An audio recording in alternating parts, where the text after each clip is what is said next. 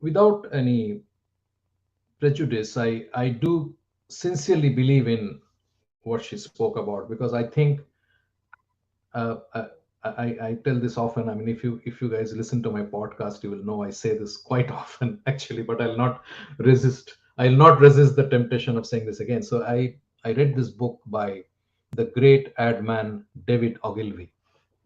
Uh, he was one of the most celebrated copywriters, and of course the founder and owner of Ogilvy and Mather, which later got bought up by WPP, which they bought practically everybody up. Anyway, so in his book, he said at one place, uh, although his context was B2C, but hear me out. He said, uh, the customer is not a moron. She's your wife.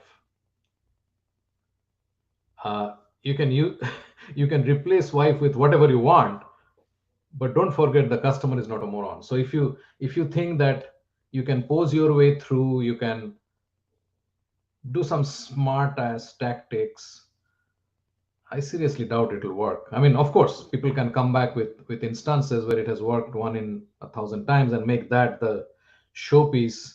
That by no means becomes the the the standard. This session is by Ramesh Dorairaj. It's a pre-recorded session, and he talks about games customers play. He has a extremely solid background, worked for 30 years in companies like TCS, Infosys, Wipro, Mindtree. Folks who are not familiar with the Indian IT space, these are like literally the billion-dollar companies doing employing like between them, I think they employ 1 million people. Okay, it's really these guys are really large, doing very big uh, big projects. In fact, at Collision in Toronto, TCS was running some master classes, just so that you know. So he has worked for those companies. In these organizations, he led P&L, service delivery, practice units, as well as quality function. He had a ringside view and participated in the growth of two companies, TCS and Infosys, from sub 5,000 employee stage to 30,000 plus employees, besides helping and watching Mindtree grow from 100 million to 400 million during his time there. Just a piece of nugget. Uh, I made the first uh, uh, story on Mindtree when it was formed in 1999 and ran it on my. Those days, I stood on a show on CNBC in India, and that's how people saw them first. Anyway, Ramesh now coaches sales and proposal teams to focus on the message throughout the sales life cycle. He writes for fun, and it's also into hiking, baking, scuba diving, and wildlife photography. The session that follows is based on his book, Games Customers Play, rated by Amazon as one of the most memorable business books of the year. Uh, we'll get Ramesh up now.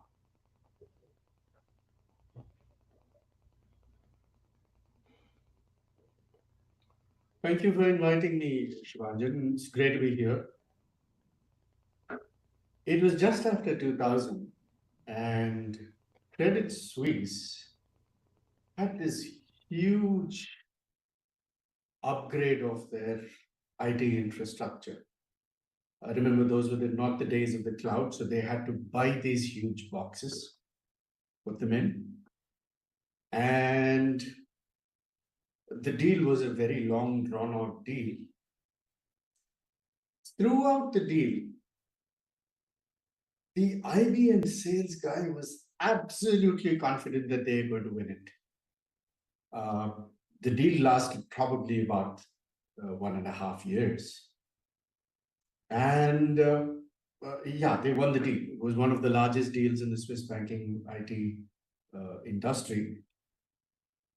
And then someone asked this sales guy, how is it that you were so confident, given that this was such a large deal, there's enough number of people who are going to be overseeing the deal. And he just said this. He said, the chief who is going to make the decision and I went to Swiss Army training together. And for 2 years, I had to listen to his snores. no way I'm going to let him forget that and not give me the deal. Now, the story tells you how much relationships are coveted by salespeople and how those relationships drive sales. But if you really go one step further, most relationships survive and are characterized by a balance of power and a series of interactions which make up that relationship determine who has the edge over the other. This much is known to nearly all relationship counselors, marriage counselors, psychologists. So this is nothing new that I'm talking about.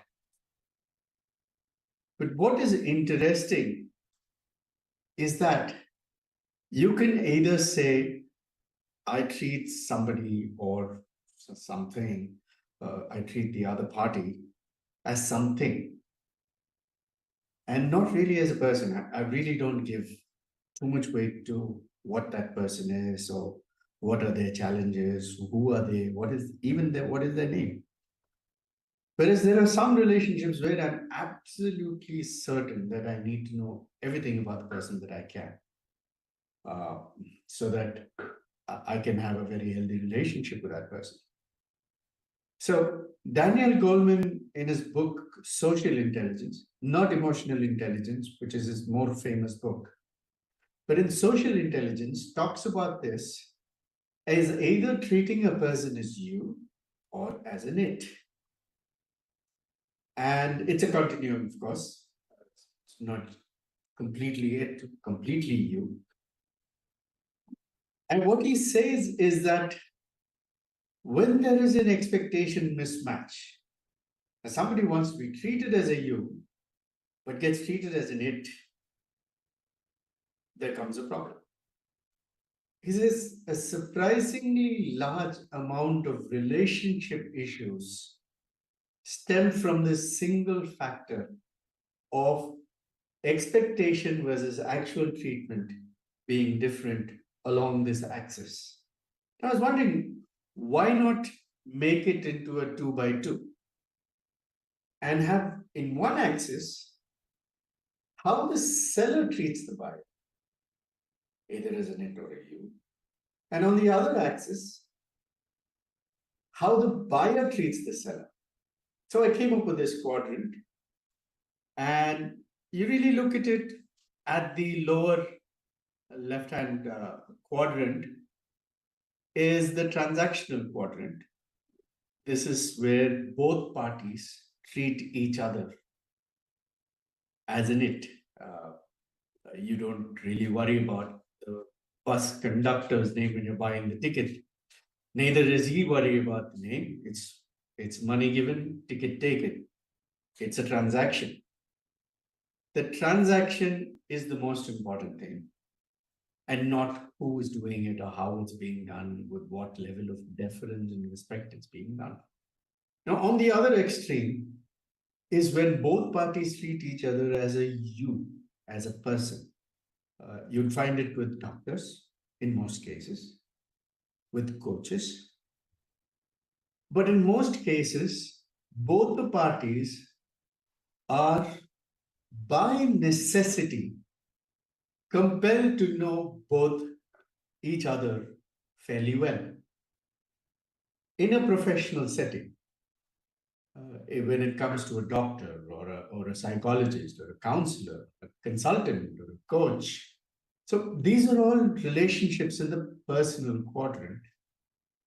Buyer tyranny happens when there is excessive power with the buyer.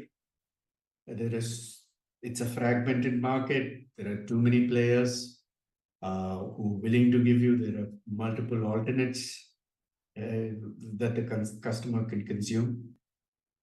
For some of us who are old enough to know or remember BSNL and MTNL, the telephone companies of India, in the 80s and the 90s, you would know that the telephone lineman was a VIP.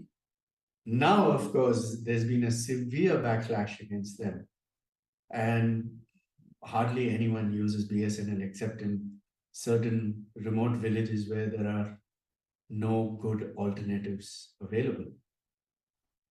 That is cell tyranny. The fundamental human nature when it comes to interactions, group versus group interactions, individual versus individual interactions, has been studied for a very long time by anthropologists and sociologists. And they've all come to a very surprising conclusion. And all human interactions, all human relationships are made of a composite of these four in different proportions.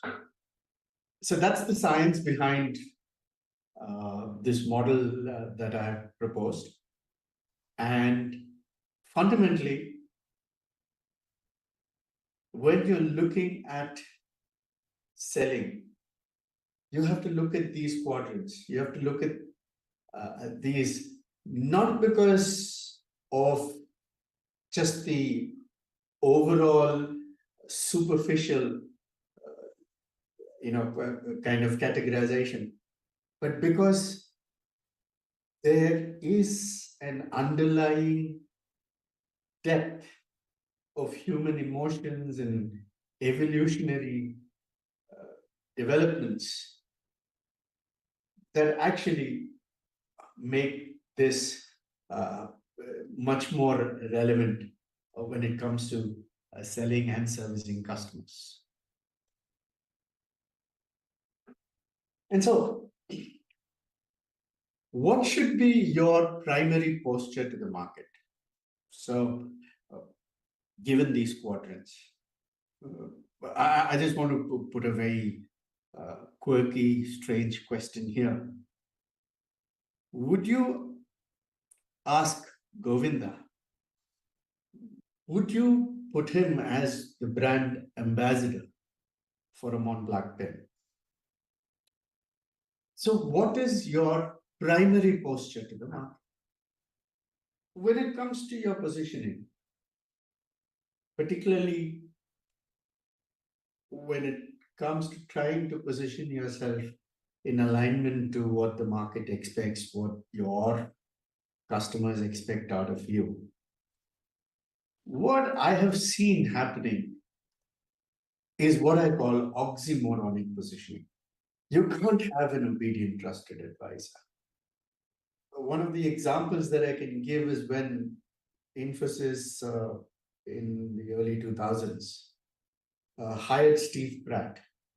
Steve Pratt at that point of time was rated as one of the top 10 business consultants in the world by Forbes.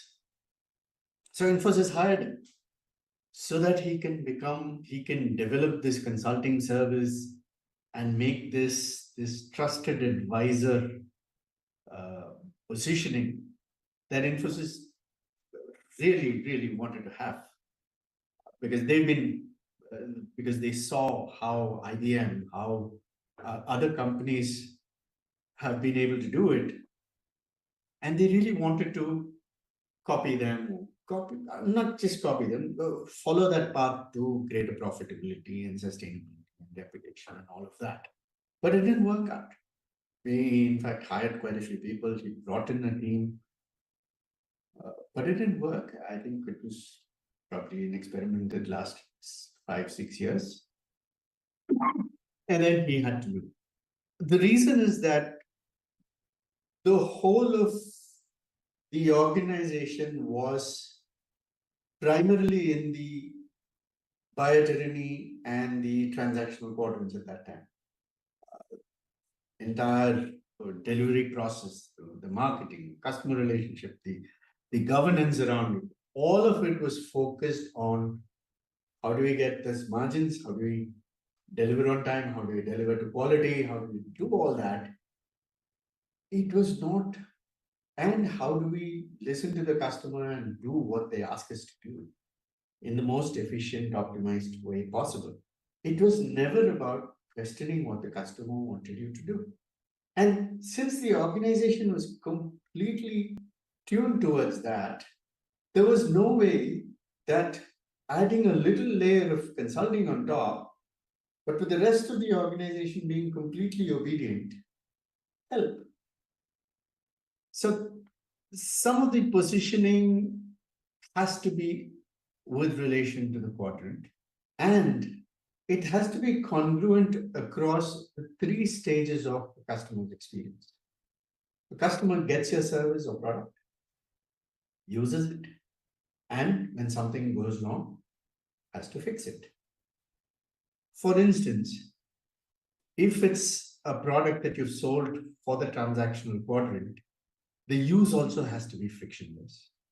And when there is some trouble, the fixing of it also has to be frictionless. So now delving a little deeper into sales.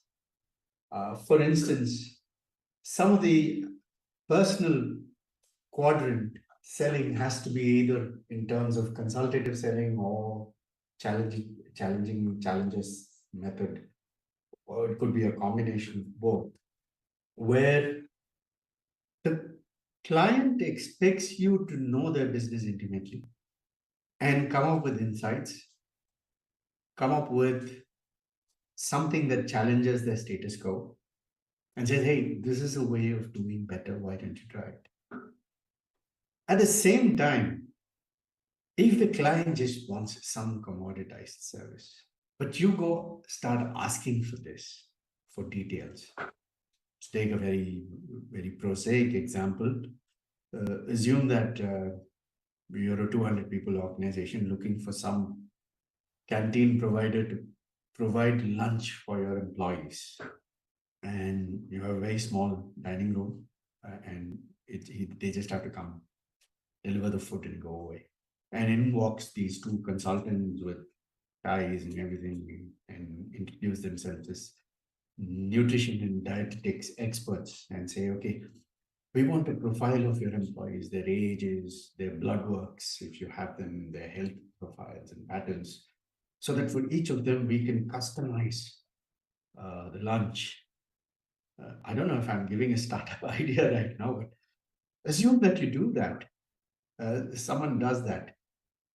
What do you think will be the reaction of the person wanting to get those canteen services? They'll say, no, we just want some standard menu, deliver, clean up, get out. That's what we want. So there, it's the costing, it's the ease of buying, it's the ease of fixing, it's the ease of measuring quality. Those are the things that are important, not these questions that these people are asking. So anchor your selling method to suit the quadrant. Once you've determined which quadrant this relationship is going to be in, anchor your selling method accordingly.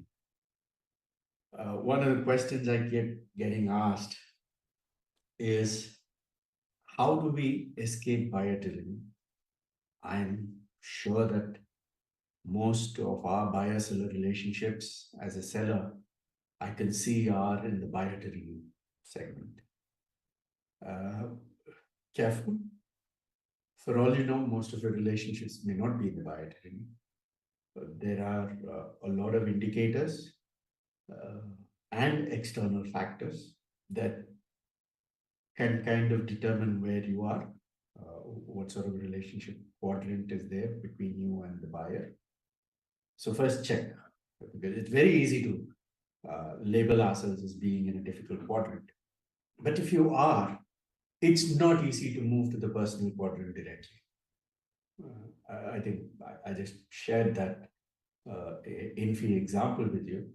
There are others, because given that the service is rapidly commoditizing or has already commoditized, any amount of investment to understand the customer, get closer to the customer, will be expensive, and in many cases actually rebuffed by the customer.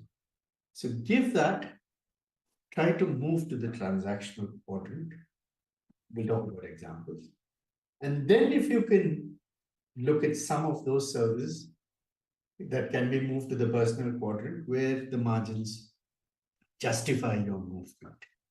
So moving to the transactional quadrant, uh, I think the private banks did a bang up job of it by moving most of your financial transactions, cash transactions to the ATM.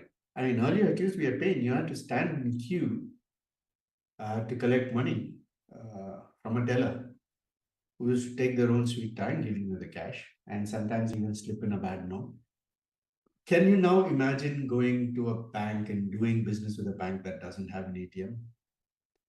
That moved the service to that pure transactional quadrant. Uh, you could drop product or service. IBM found the laptop business being completely, uh, in a commoditized market, and therefore they just sold it to Lenovo and did much better after that. So these are choices that you have to escape the buyer tyranny quadrant. And you could also try some of the little tricks that other companies have done. Asian Paints, which was under the mercy of painting people, painters and interior decorators. They chose what paints they would have, etc. And so Asian Paints brought in this layer of service where they came into your house and they helped you visualize how this house is going to be. And by default, you're going to buy their paints. And so they bundled this entire interior visualization service with paint mixing services. And voila, they were able to move out of the buyer tyranny quadrant because this paint market was so much controlled by the interior decorators and the painters. So, summarizing, business relationships are fundamentally based on power dynamics. And oxymoronic positioning debilitates your company's sustainable profitability and existence. Try to position, sell, and negotiate based on the quadrant of your relationship and calibrate the distance to your customers, how frictionless or how interactive it has to be based on the relationship quadrant. So, who am I? I'm a sales and proposal coach, and I help customers sell better. I fine tune their sales engine right from their initial messages to the market down to proposals and negotiations. What do you think? Thank you. And thank you, Shubhanjan, once again. Yeah, that was a very intense session again. Do get hold of his book. Uh, I I think there was a lot of input, and as I said, the more I'm hearing the sessions, I'm liking them. But we are running late, and Peter is waiting. Uh, he's a great guy. I mean, you'll see in a moment, and he has done some fascinating things. But most importantly, his latest book. We are going to talk about it in a moment. See you in a bit.